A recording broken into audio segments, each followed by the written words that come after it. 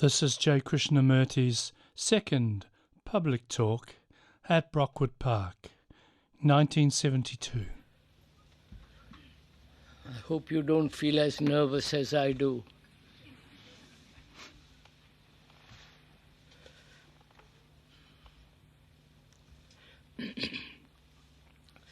Shall we go on with what we were talking about yesterday morning, if we may? We were saying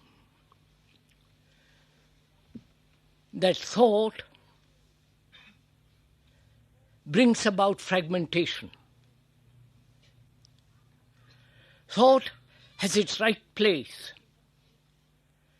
but it is misused, becomes mischievous, when there is not the freedom from thought. And that freedom has to be learnt. It is not an idea, a speculative theory being insight, nor is it an ideal. And to learn about it, there must be curiosity. Like a child that learns mathematics, not knowing anything about it, he begins to learn. But learning mathematics or a language needs time. Whereas insight into the freedom from thought needs no time at all. That's what we were more or less saying yesterday.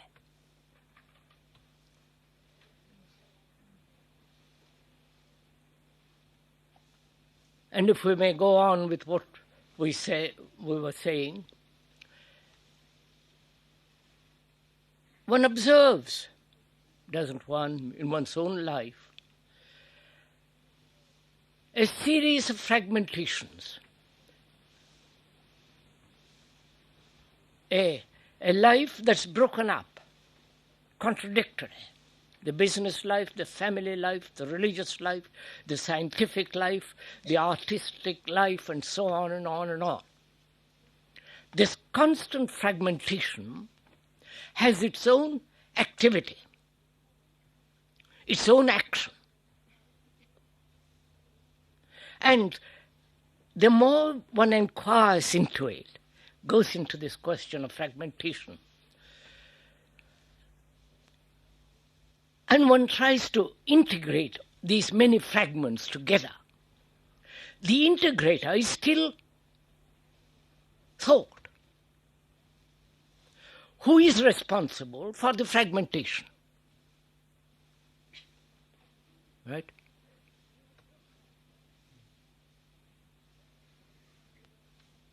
We have broken up life into the family life, the individual life, the religious life, the national life, the politics, and so on. And this division exists, and when one becomes aware of it, conscious of it, sees the full significance of these fragmentations, one hopes through the cunning, clever process of thought to bring all these fragments together. I do not know if I have not noticed it. But the entity that tries to bring about these fragments together is still a superior perception of thought. It's still thought.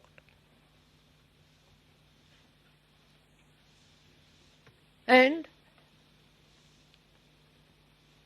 how is one to bring about a harmony not between the fragments, which is impossible, but a harmony of perception which sees the whole, not as fragments. I wonder if I'm...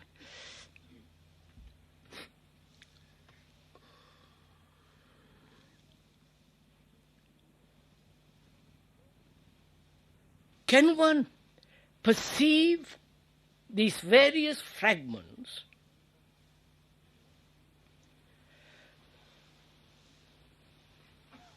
and not try to bring them together, integrate them, but look at them from a total point of view, from a totality, from a perception in which there is no fragmentation?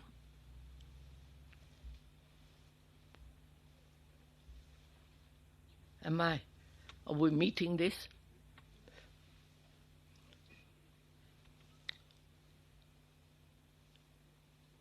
There is the religious life,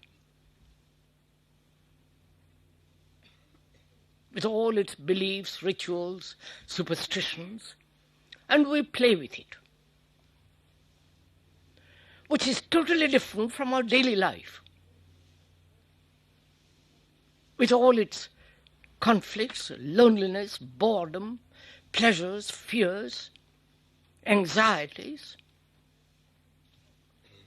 And there is the life of earning a livelihood, all totally separate. And therefore contradictory. And we live and accept this fragmentation. I think that's fairly clear, right?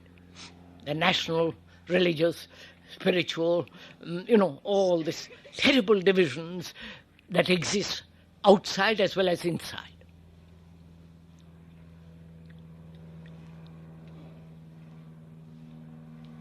One has to find out, hasn't one, whether it is possible to learn, which is not cultivate memory, learn to look at the whole of life from a level which is comprehensive, which has no fragmentation at all in it, and being non-fragmentary, act from there. Therefore, a total action. Am I?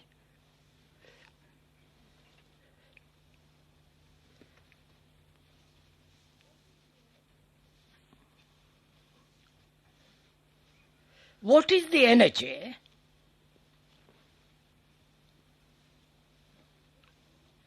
which perceives the total and doesn't live in fragmentation?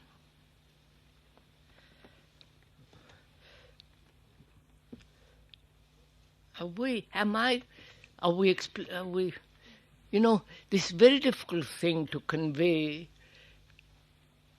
in words, a dimension in which fragmentation doesn't exist at all.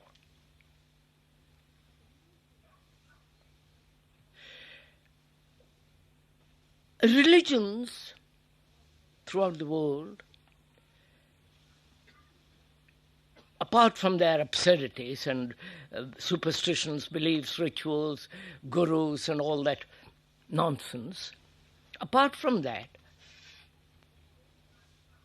religions have maintained that there is a God a reality which, if you enter into that reality, only then you can see the whole of life, life as a whole, in which there is no division, as you and me, we and they and all the rest of it. Division exists only where there is measurement. Right? Measurement is comparison.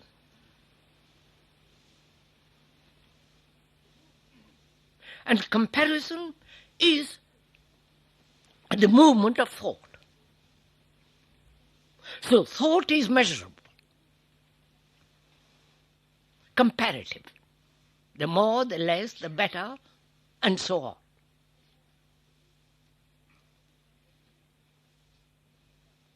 And it is only a mind that is free from measurement that can see life as a whole. I wonder if I'm conveying this. Right, sir?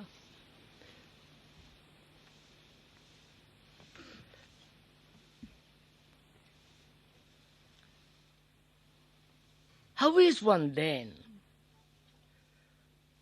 to be free of measurement and yet use measurement? It's necessary. Measurement being knowledge, experience, the vast accumulation of memory, conscious as well as unconscious.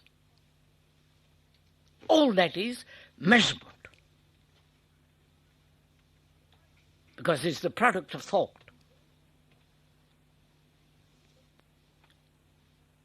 And where there is measurement, there is fragmentation.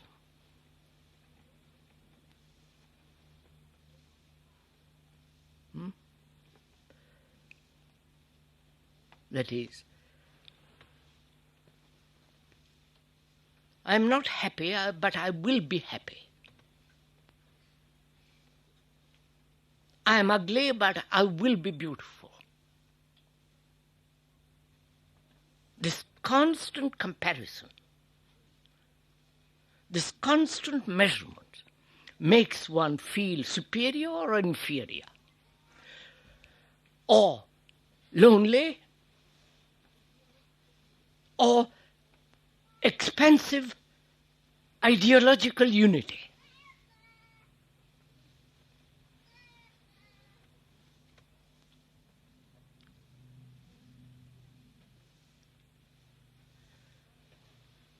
And can the mind, which is so heavily conditioned in measurement, because after all, the whole of science, mathematics, the way we live is based on measurement.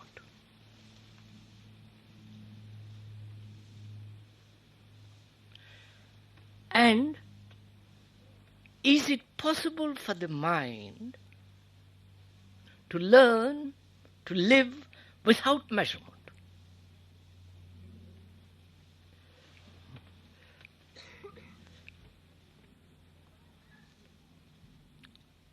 So that the mind never compares. Because comparison brings about fear and pleasure. Right? Are we meeting each other, or is this? Because as we said yesterday,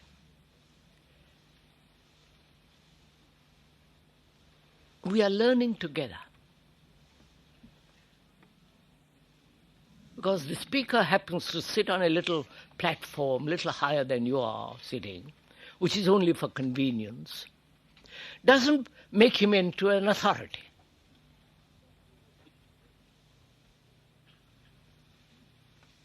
Doesn't make him something special. what we are trying to do together is to learn. To learn about a mind that is free from measurement and therefore free from fear.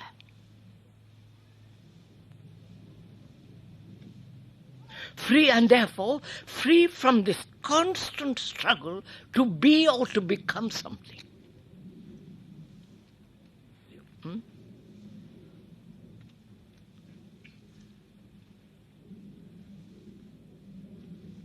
And it is this measurement, which is thought, that brings about fragmentation. I see that, not as an idea, not as a theory, but as an actuality in my life, in one's living.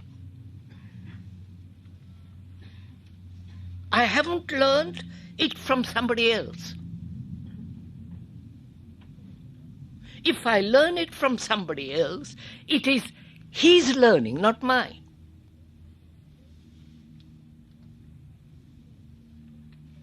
And when I learn it, it is neither yours nor mine. It is a state of learning.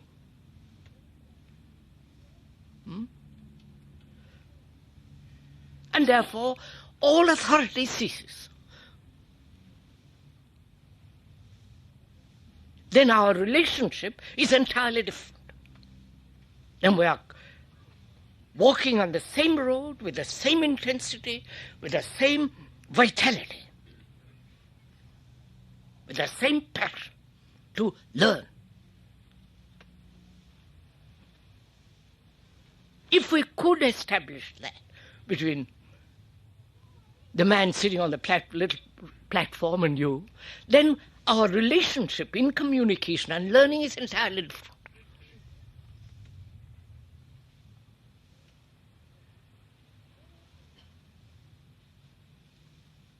Because all our conditioning is one of the factors of authority. You know, I don't know. You are enlightened, I am not. You are my guru and I am your disciple. Tell me, teach me. I will learn from you. I put you on a pedestal, worship you, because I think you know. I don't know what you know, but I think you know.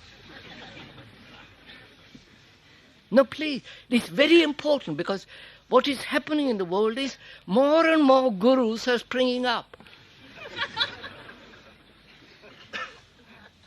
Before it was the church with their priests, with their rigmaroles, and now it is these gurus coming in, replacing them. Which is again a factor of division. Your guru and my guru. Your guru knows much more than my guru does. You know, all that tummy rod that goes on. So, when we are learning together,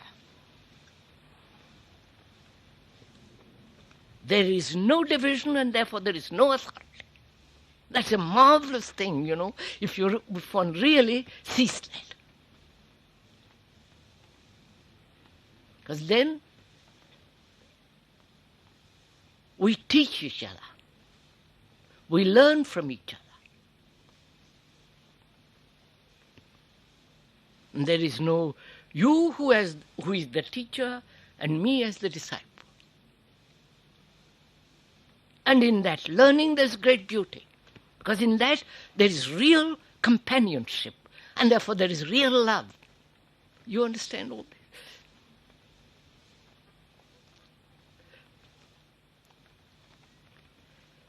So what we are trying to learn, what we are learning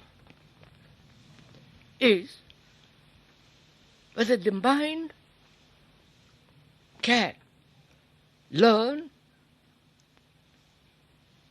to live totally, which means it has no quality of measurement at all. I'm only putting this thing differently from yesterday. Which yesterday we said, thought has its right place. And that thought can be used only efficiently, sanely, reasonably, logically and healthily when there is freedom from thought. And thought, we are saying this morning differently, is measurement. And all Western civilization is based on measurement. And they have tried to escape from that by or through religious concepts, which again is the product of measurement. Right? And what we are doing is trying to find out, learning whether the mind can be free altogether from fragmentation and therefore look at life, act as a whole healthy human entity without any fragmentation.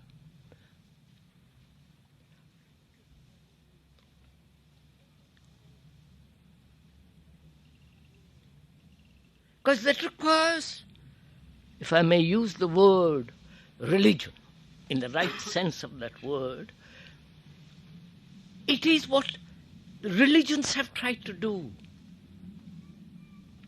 Not organized religions, not with their priests and all that hierarchical rubbish, but the real religious mind has tried to do this. Which is, it says,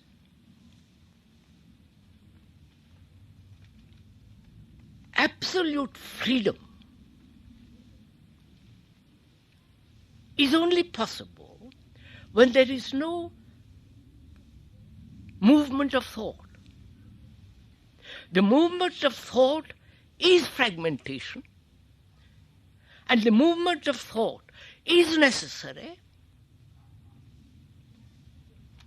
but not when the mind is in a state in which there is no measurement at all. Only there, which means the immeasurable. Right? I wonder if I'm convinced. Are we?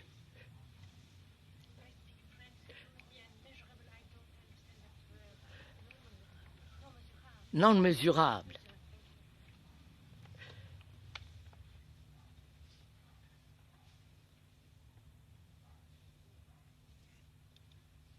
Now, how do you learn this? You understand my question? I see my life fragmented, that's a fact. And I see the futility of integrating the fragments. I see contradiction in these fragments, conscious as well as unconscious. And I have tried various methods, means, systems to bring about a unity in all that. And I can play that game endlessly till I die. And I haven't learned a thing. Because basically, thought is in operation in all this. Yeah? I want to find out, I want to learn. The mind wants to find out and learn a dimension in which the immeasurable, that is the state of mind which has no measurement at all. And therefore, no me, which is measurement. You understand? The moment I have the me, there is the you.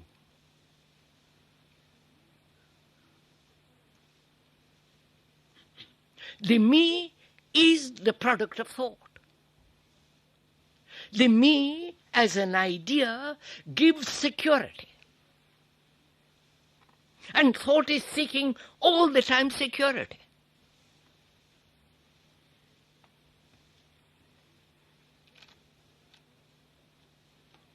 And seeking security in a belief in dogma, in any form of neuroticism, gives it security. Right? It is neurotic to believe in God. All right, I'll plunge into it.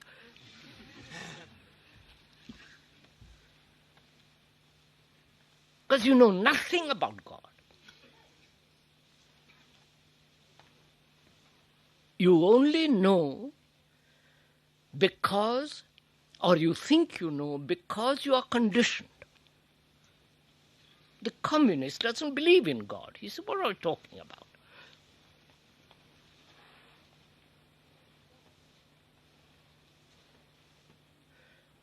And God can be approached through a process of time,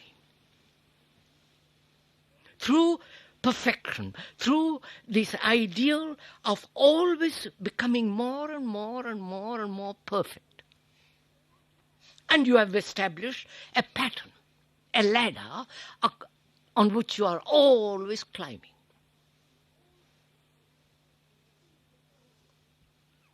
And all that structure is the product of thought, obviously.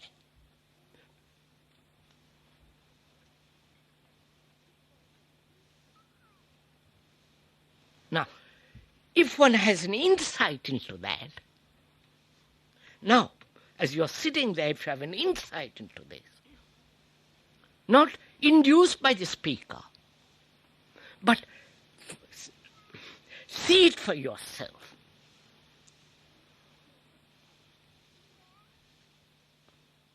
Then you're out of time.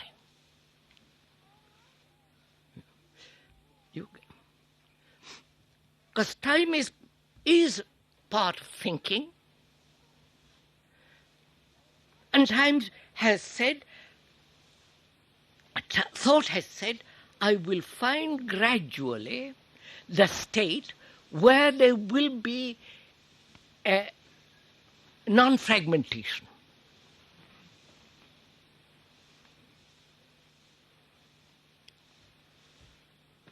So thought seeking security all the time, physical as well as psychological, conscious or unconscious, has established for itself various beliefs, dogmas, superstitions, neurotic activities, and is caught in that. It has become a habit.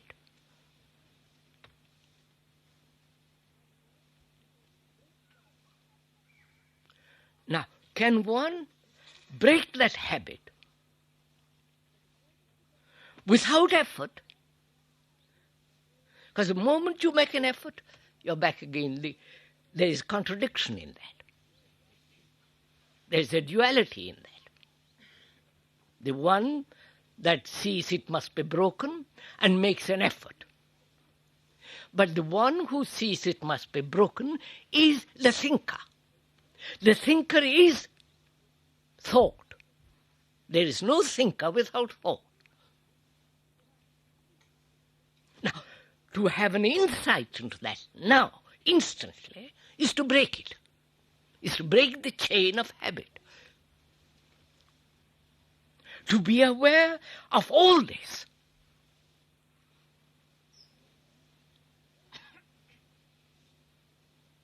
the whole movement of thought.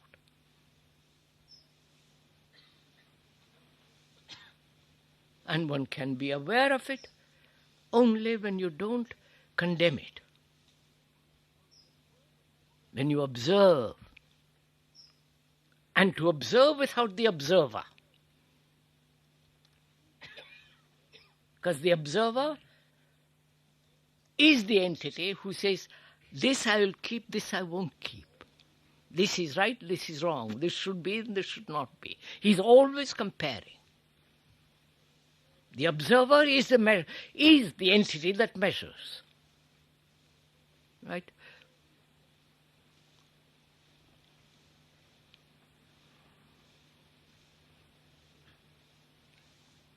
So, I've only one problem.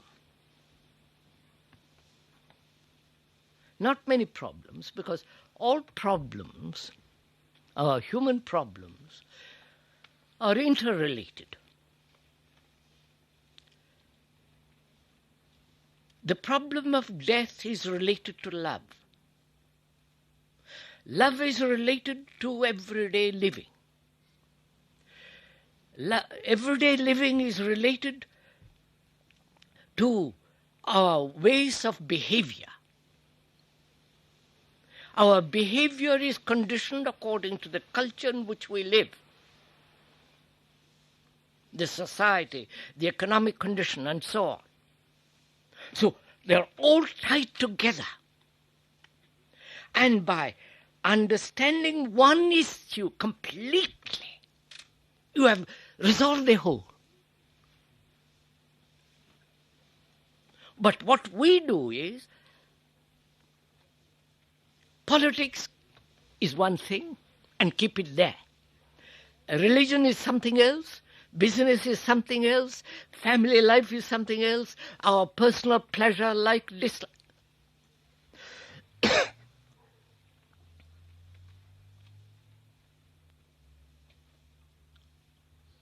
So in understanding the one issue, we understand the total movement of problems.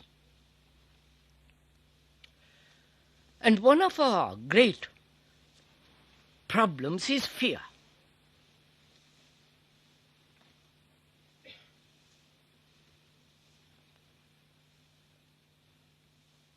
In our daily life, fear. And we try in every way to overcome it, or run away from it, or find a substitute as courage for it.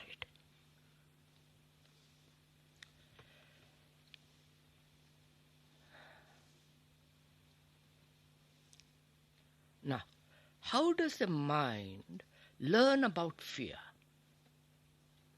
Learn, have an insight, not memorize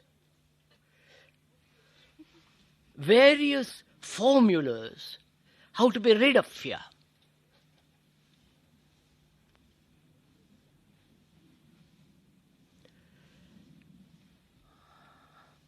There is the fear of death, fear of loneliness, fear of mechanical behavior, fear of not being loved, fear of so many kinds.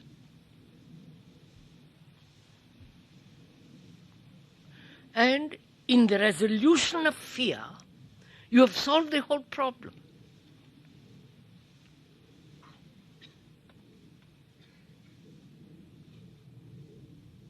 Now, how is that fear, conscious as well as unconscious, to be completely set aside? Because if we do not, then we shall never find out what is meditation. We shall never find out if there is such a thing as the immeasurable. So it is absolutely essential. It behoves us to learn completely about fear. conscious as well as unconscious fears. Conscious fears one can more or less deal with. If I'm afraid of my neighbor, what he thinks about me, I can deal with it. It doesn't much matter. But the unconscious fears are much more difficult. And most of us are unaware of it.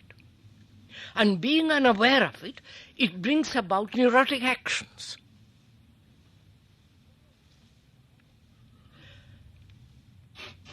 Violence is one of the factors of fear.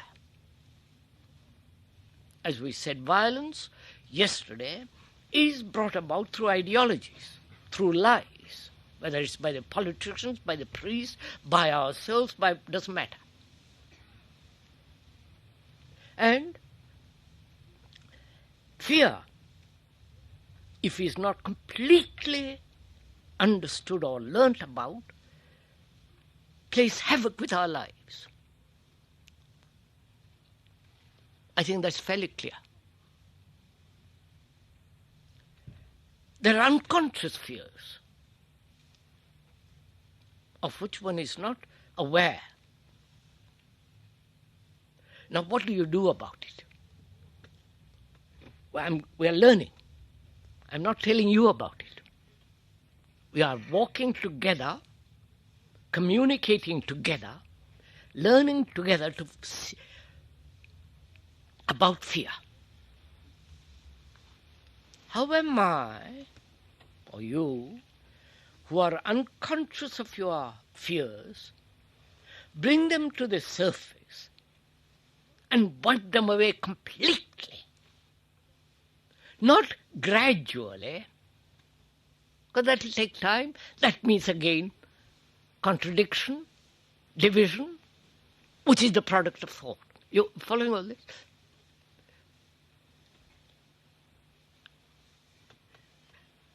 How is the mind, which has deep-rooted fears of which is not aware, how are those fears to be exposed to the light of intelligence? Because intelligence is not measurement. Where there is intelligence, there is no measurement. It's not yours or mine. There is intelligence.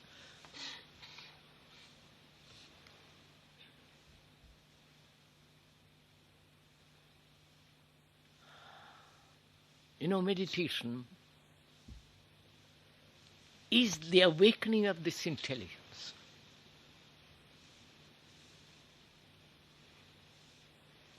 Which we'll discuss when we come to meditation. So, our question is, can the mind learn instantly all the content of the unconscious in which there are deep, secret fears? Will it learn? Please listen to this carefully. Will it learn through analysis?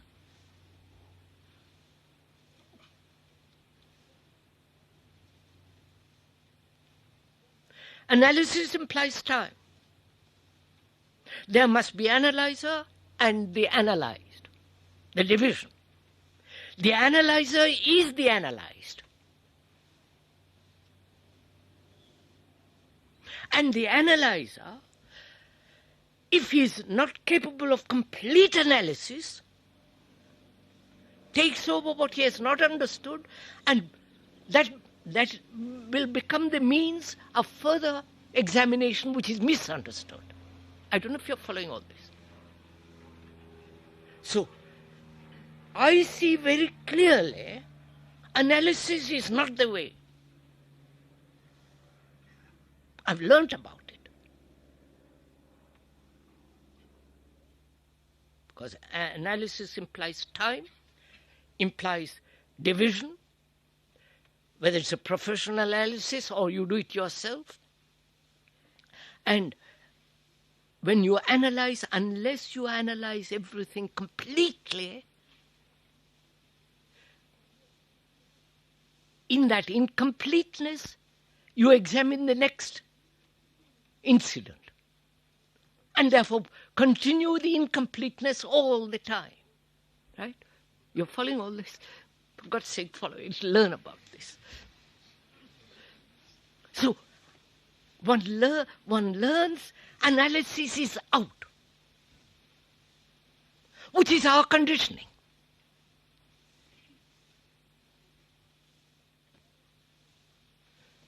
Confession, analysis, self-introspection are all the forms of analysis. Analysis, the very meaning of that word, means to break up. And thought has broken it up.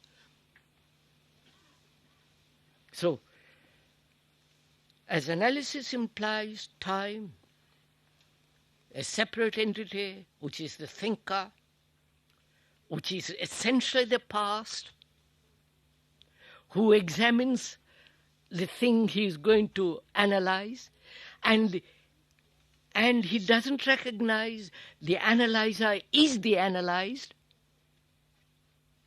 and that it takes infinite time. I can go on analyzing myself till I die. So, analysis doesn't teach anything. I hope we see this. Then, will dreams teach?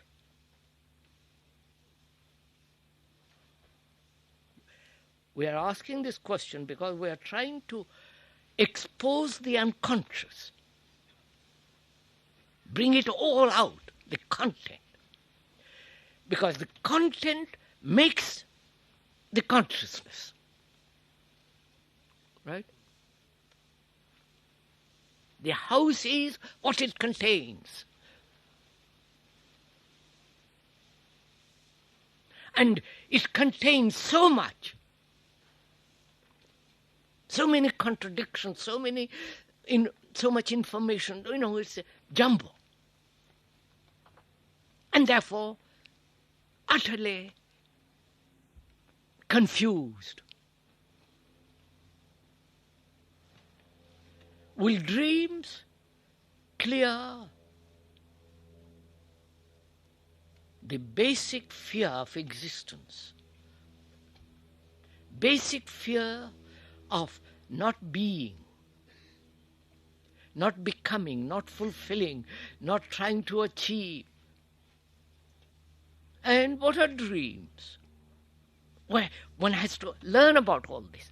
Please, not from me.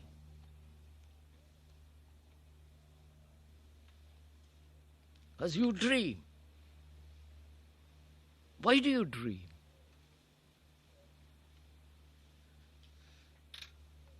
Pleasant or unpleasant dreams, nightmares and so on. Why do you dream at all? The experts say you must dream because otherwise you'll go insane. Probably that's true. Because dreams try to bring about order. Right? Indicate that there is disorder. Let's put it that way better. Dreams indicate that there is disorder. And during the day, you are unconscious of your disorders. Because you're caught up in so much activity, chattering, talking, going to the office and quarreling and bullying and all the rest of it that goes on. During the day, you're caught in a routine which breeds disorder, and one is not aware of it. And during the night, when you sleep, dreams are the continuation of that disorder in which the mind is trying to bring order. right? I do not know if you have not noticed that if you bring order out of disorder, that is, understand disorder, not superimpose upon disorder what you think is order, but if you understand order, disorder, out of that comes order. And the brain needs order. Then it can function well. It is protected. And order gives it tremendous security. Then it can function beautifully.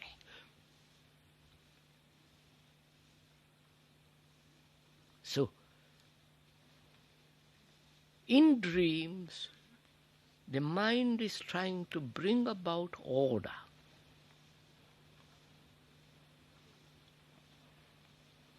But if during the day you are aware of the disorder, and because you are aware there is order, then you will find that sleep becomes quite a different thing.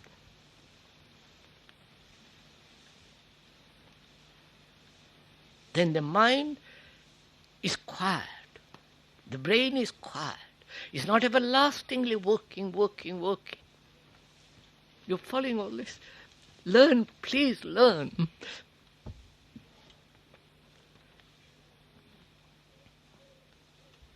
So that the brain is quiet, refreshed, young, and therefore clear. And it can meet the day afresh, because it has established order out of disorder, right? So, in understanding fear, fear exists only when there is disorder. When you see something very clearly, there is no fear. It's only the mind that's confused, uncertain, disorderly. Such a mind is caught in fear.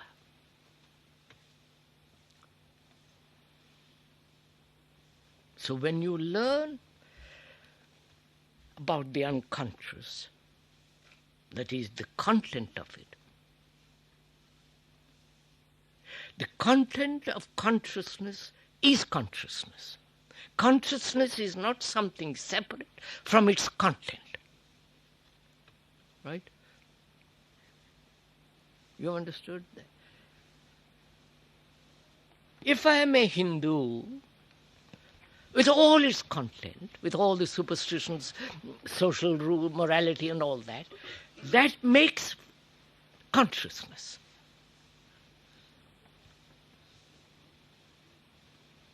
And if there is no content in consciousness, then consciousness is something entirely different. And that is what meditation is, the emptying of the mind of its content. Oh, you don't know all this. You learn. Don't learn from somebody else, for God's sake.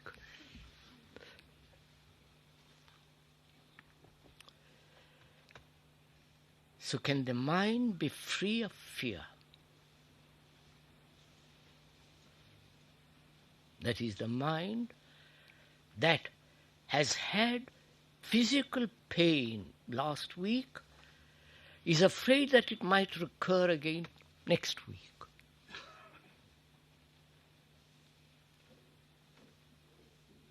The fear of repetition, of pain.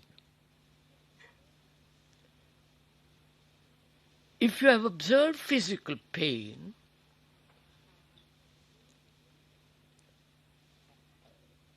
when it is ended,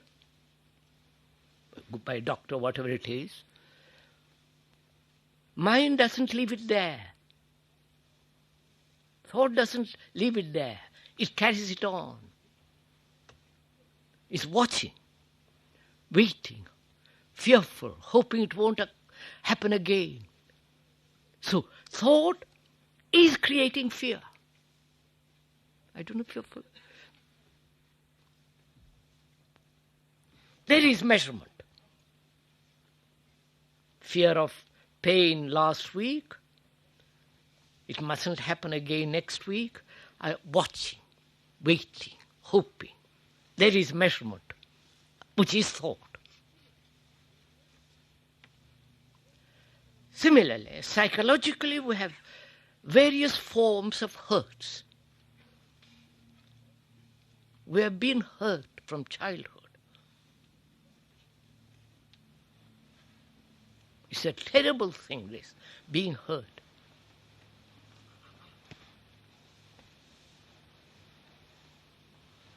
Aren't we all being hurt?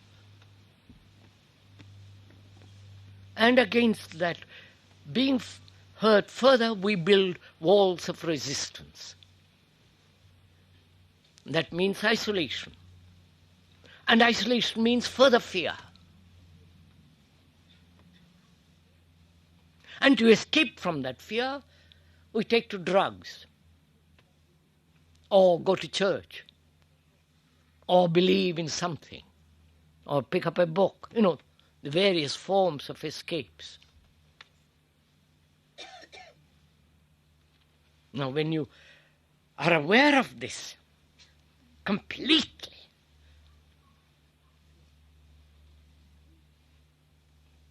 you have an insight into the fear, then you will see psychologically there is not a flash of fear. And when there is physical pain, you'll know how to deal with it. Thought will not carry it on. Right? And one of the fragments of our life is the pursuit of pleasure, opposed to fear, opposed to pain. Something contradictory, away from all the misery, suffering, pain. And that's what we are doing, pursuing pleasure in the name of God, in the name of whatever it is.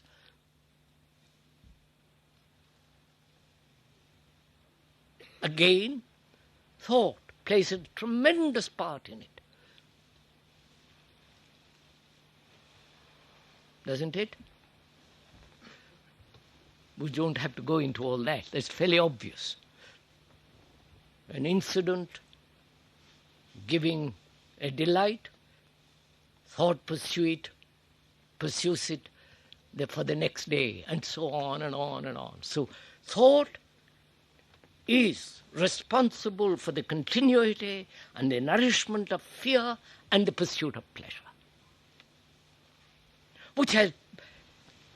Pleasure has nothing to do with joy, with ecstasy. When there is joy, there is no pleasure. You're unaware of it.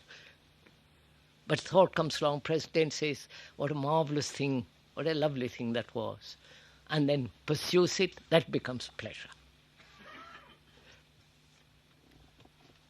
So, what we are learning together is a mind that is aware of all this,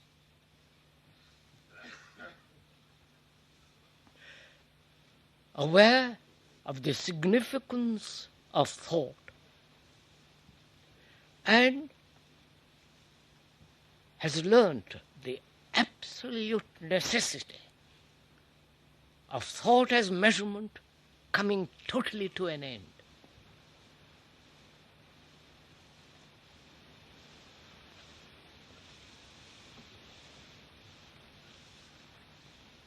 See, pleasure is not love. If pleasure is love, then it is the product of thought. Then love is something separate. I love you, but I hate everybody else. Or I tolerate everybody else. So one begins to learn that love is not pleasure. That's a marvelous thing to learn.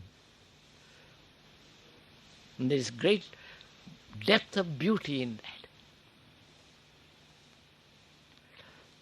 Now, what time is it, sir? Now, can we discuss something together, ask questions?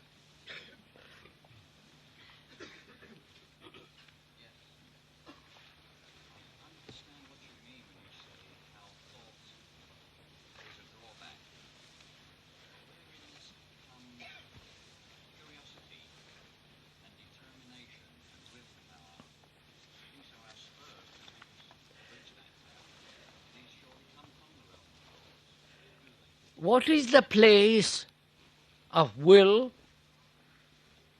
decision in life if thought is an impediment? That's right, sir. We do not say thought is an impediment. Thought is necessary to communicate with you in English. Thought is necessary. I have learned English. There's the memory of it. And I use that memory to convey what I'm thinking. So thought as knowledge is absolutely essential. Otherwise it couldn't function. Therefore, we do not say thought is detrimental. On the contrary, thought has its right place. But that right place is misused where there is no freedom from thought. The two must go together harmoniously, that's all.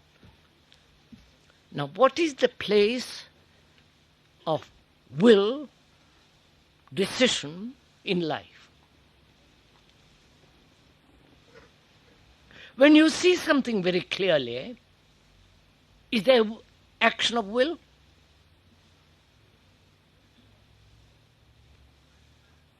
It's only a mind that's confused, uncertain, unclear, that uses the will as a means of action.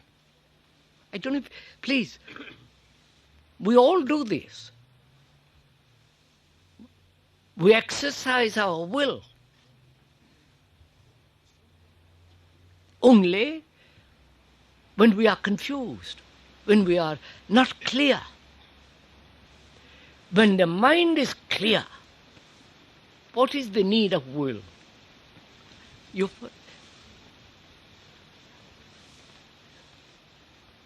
I wonder if you see this.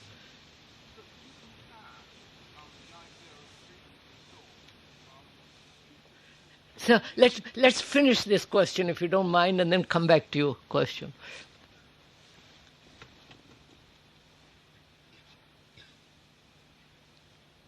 You know, we substitute our will to the national will, or to the will of the community, will of the society, will of the priest, or will of the idea of God. Thy will be done.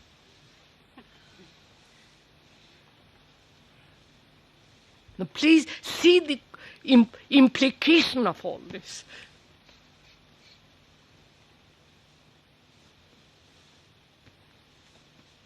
Whereas the mind that is not confused what is the necessity of will at all? If you see something clearly, you act. There is not an interval between perception and action. There is no lag of time between seeing and acting.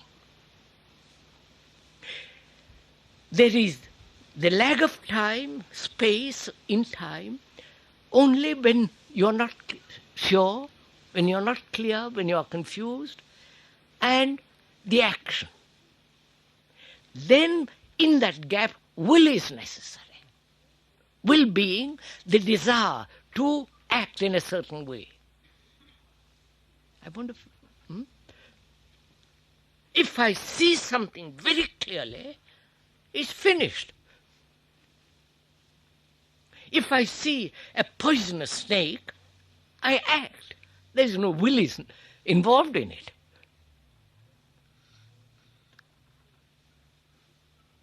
And the same thing, decision.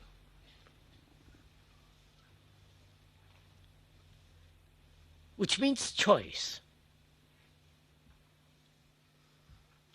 Doesn't it? Decide between this and that. Why do you have to choose? I choose between two materials, cloth, or two houses, or this or that. But psychologically, why do you choose at all? Is there such thing as choice psychologically?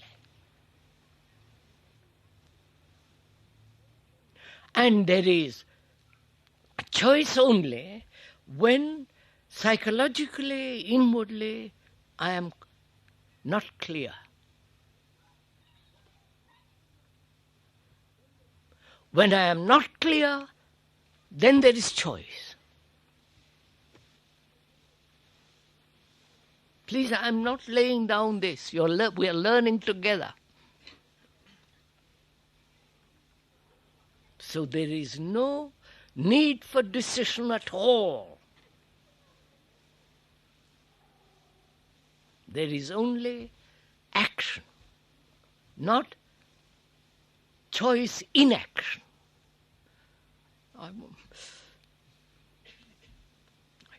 What were you saying, sir?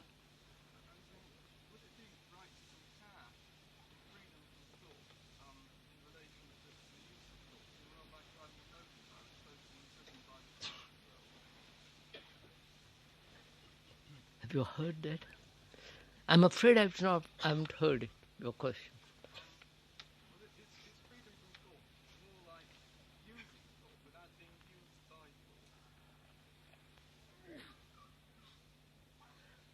Are you different from thought?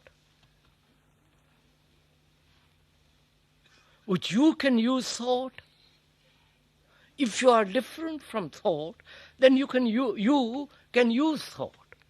But are you different? Or you think you are different? And therefore, when you think you are different, you are still... You know, this thing in Asia, they have invented through thought a thing called Atman, the superior self, the supreme self, as you have invented the soul.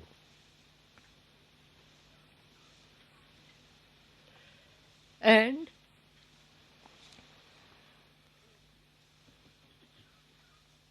they say that allow that superior entity to act.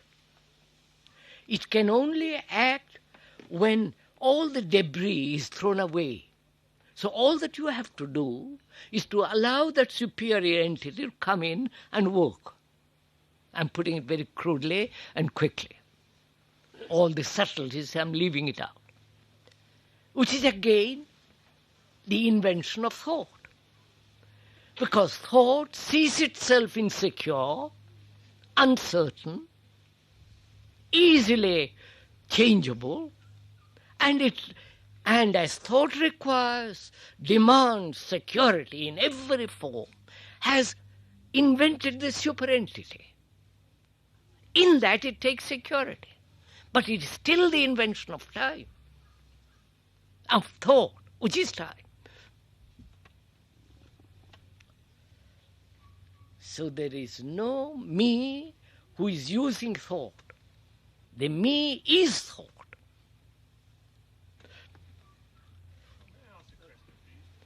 If we see a poisonous snake, there's instant action. But what happens if you see a snake which is enclosed, where you can't get away from it? What do you do with a snake in a room? Right, sir? What do you do with a snake in a room? You can't run away. It all depends what kind of snake it is.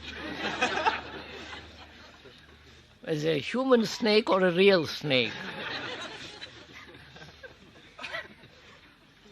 If it is a real snake, what do you do? I've been in one. What does one do? You watch it, don't you?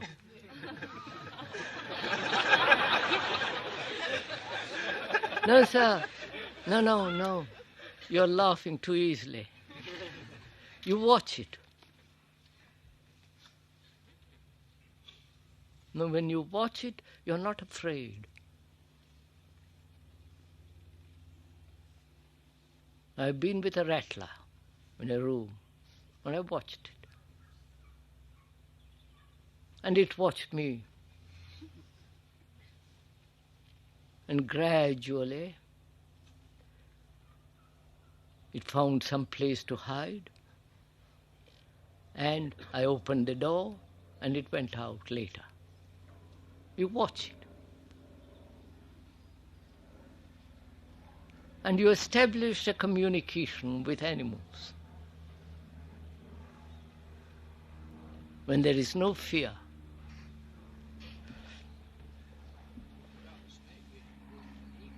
Bipan, sir? Huh? What? What? When a snake is in a room with an eagle? A snake in the room with an eagle and you are there? You know what you're talking about.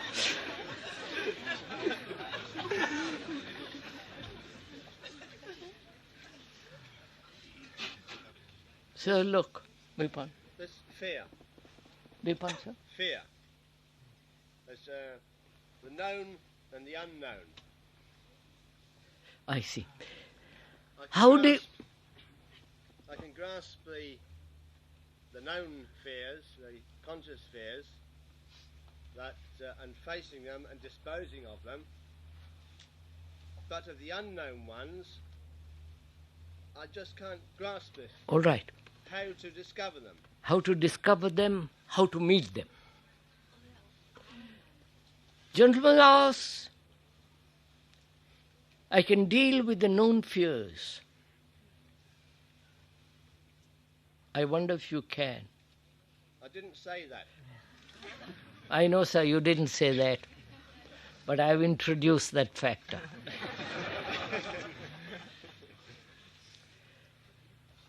It's the unknown fears that I'm concerned with. The question is,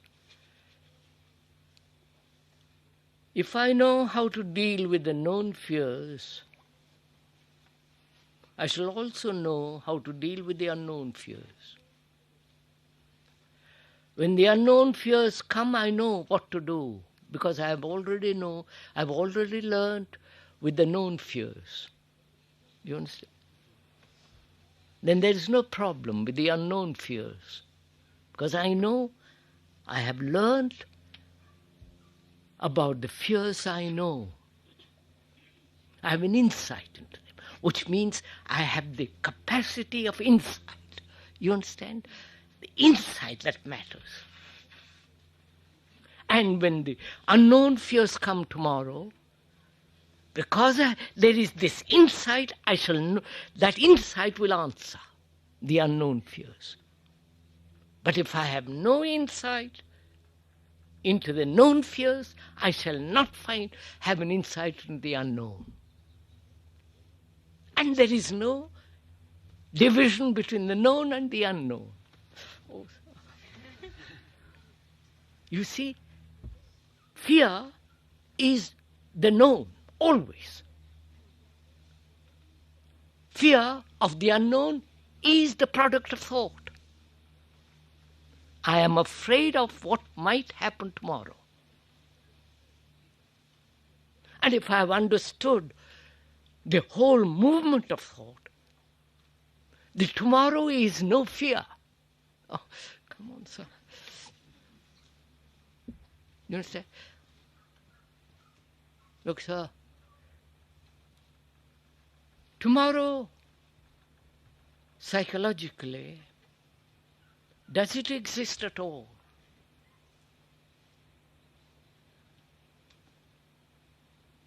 I would like it to exist because tomorrow is going to be a happy day.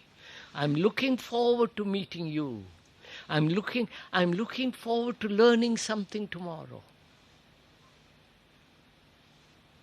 Yes, but the unknown fear I was referring to is the unconscious, the subconscious fears. How do we discover these? I've explained this, sir. Conscious fears,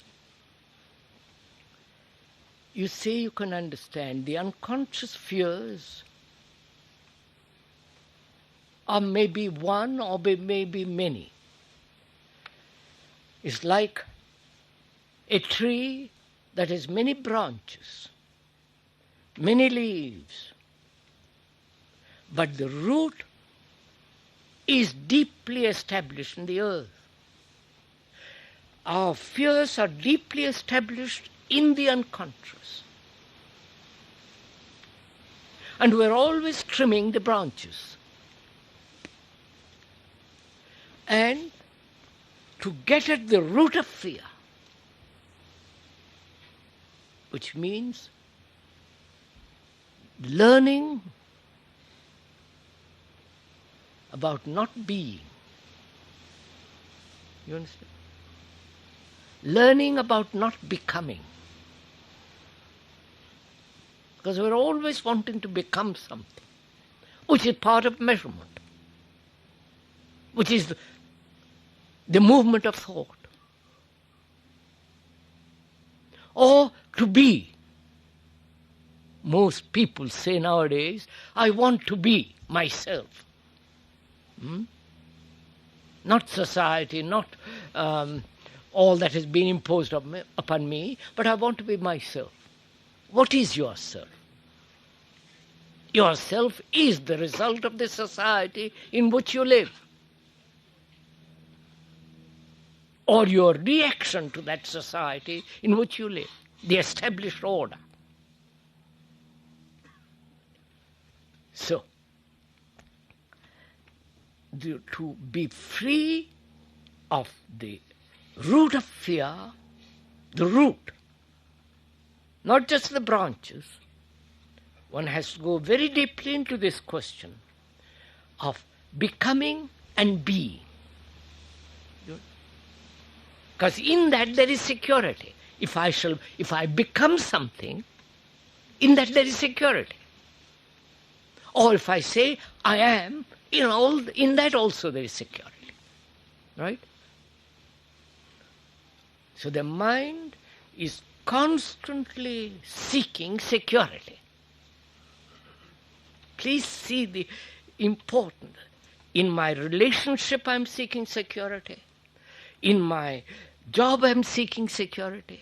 In my ethical, moral, social values I'm seeking security. In everything the mind is seeking security.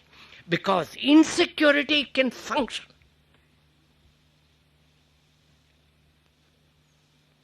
because it's giving me, you must have security. So, the mind seeks security in things that are not secure. Right? In belief there is no security. But yet it holds to belief. In an ideology there is no security. But yet we are all idealists. We seek security in family, in my wife, in my husband, in companion. And in that there is no security. So, please see this, learn this, that mind seeks security.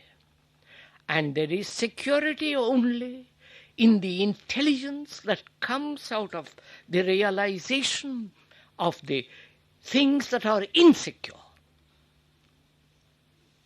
Therefore, security is in intelligence, not in the things that thought has invented. I wonder if you will. Then there is no fear. Then you have cut at the root of fear.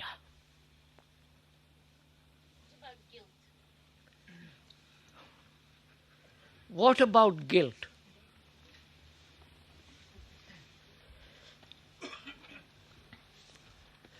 Do you all feel very guilty?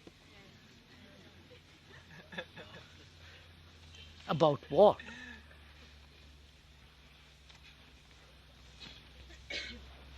One has done something or not done something. And you feel you should have done it. And you feel guilty.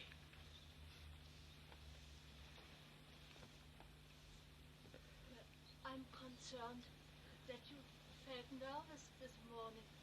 Oh, madam. Disturbed your peace or crowded your little wood too much or anything like that? Oh, madam. I was only partly joking. For heaven's sake, you don't take all this. Now let's finish this, guilt. Anxiety. Guilt. Do I feel guilty because the psychologists say that's one of the problems of human beings? The angst, The psychologists, the philosophers have said human beings feel guilty. Is that why I feel guilty? Or do I feel guilty not because somebody else said so, but I feel guilty. I feel guilty. As I feel hunger. I have not learned from others about guilt. Please follow all this. I have not learned from others about guilt. As I have not learned about hunger from others. It's an actual fact. Right? It's an actual fact that one feels guilty. That is what is, right? That is what is. Now, how do you meet that, what is? Please, you understand, we are learning together. Put your mind into this. I feel guilty. I haven't learned that thing from anybody. And I feel guilty, and that's a fact. That is what is. Now, how does the mind meet what is? Does it resist it?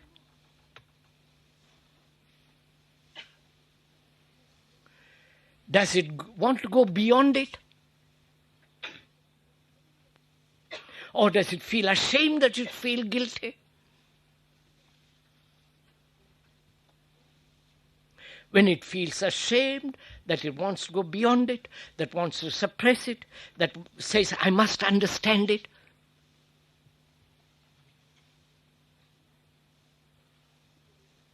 It is actually not meeting what is.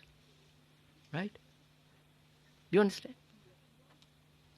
When I want to go beyond it, I'm not confronted with what is. When I want to suppress it, I'm not with it. So I must find out how I meet it. How the mind, which feels guilty,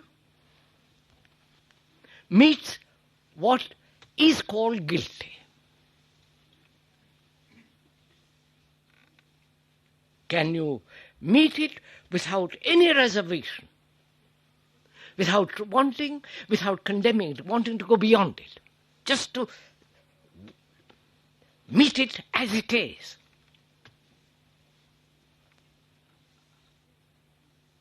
Now, is guilt a word?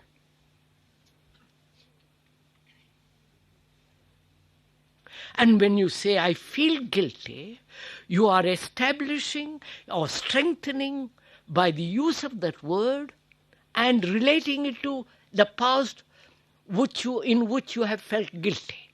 You follow this? We are meeting each other? I feel guilty. And I say, I use the word guilt. When I've used that word guilt, I have strengthened the memory which has had guilt feeling before. By naming it, I've strengthened it. Can I look at it without the word? Go on, please. Then is there guilt?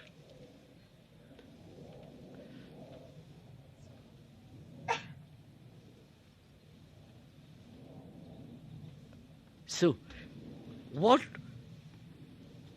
we do is meet guilt, which we feel, according to the old pattern. The mind that has had guilt meets guilt. Therefore, it doesn't meet it afresh. It meets it with the old habits. And therefore it cannot go beyond it. You've understood it?